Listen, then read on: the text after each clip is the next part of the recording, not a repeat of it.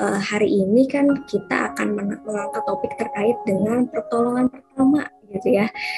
Psychological first aid, pertolongan pertama pada kesehatan mental gitu ya.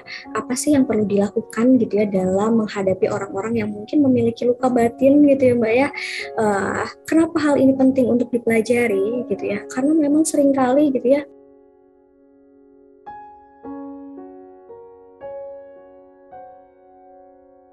ketika misalnya di lingkungan sekitar kita ada yang terluka fisik gitu ya, mungkin kita terbayang gitu ya Mbak ya, apa sih yang perlu dilakukan gitu ya, karena itu memang sudah umum gitu. Misalnya anak kita lagi panas, demam gitu ya, oh saya harus memberikan paracetamol, atau anak kita terluka gitu ya, habis jatuh, oh harus dikasih plester gitu ya. Sedangkan kalau misalnya ada orang sekitar kita yang sedang sedih atau sedang marah gitu ya, atau sedang sakit hati, kadang seringkali kita bingung cara menghadapi mereka seperti apa.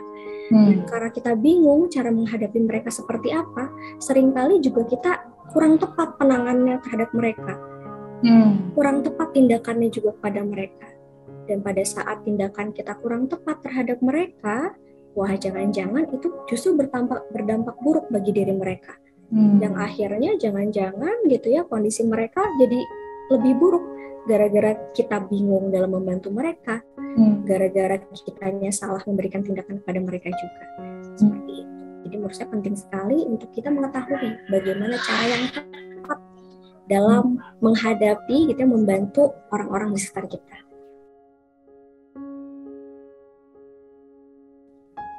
Pada saat kita menghadapi teman dekat kita atau bahkan keluarga terdekat kita yang kehilangan seseorang, kehilangan orang terdekatnya, atau mungkin kehilangan binatang peliharaan gitu ya, apa sih yang perlu kita lakukan gitu ya? Apakah kita sama seperti tadi buka kotak P3K gitu ya?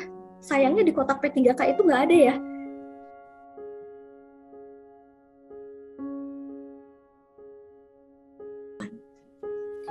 Ataupun misalnya kita mengalami kejadian di mana merasa bahwa hidup kita atau orang terdekat dalam bahaya. Biasanya kita mengalami kejadian bencana alam gitu ya. Gitu. Ataupun kehilangan pekerjaan atau benda yang penting gitu ya. Misalnya kita kehilangan rumah gitu ya, itu pun akhirnya bisa menimbulkan reaksi psikologi. Jadi bagaimana sih caranya melakukan PFA ini gitu ya? Bagaimana sih caranya, langkah-langkah awal apa saja sih yang bisa kita lakukan untuk membantu orang-orang yang mengalami masalah-masalah psikologis akibat ada kejadian-kejadian buruk yang menimpa mereka? Oke. Nah, terdapat prinsip-prinsip dalam psychological first aid ini, gitu ya, yang nanti akan saya ulang-ulang terus-menerus nih. Yang pertama ada look, lihat, gitu ya. Kedua, listen, dengarkan. 3, comfort, tenangkan. 3, connect, hubungkan. Ke-5, protect atau lindungi. Dan yang ketiga adalah hope atau instilling hope, memberikan harapan pada diri mereka.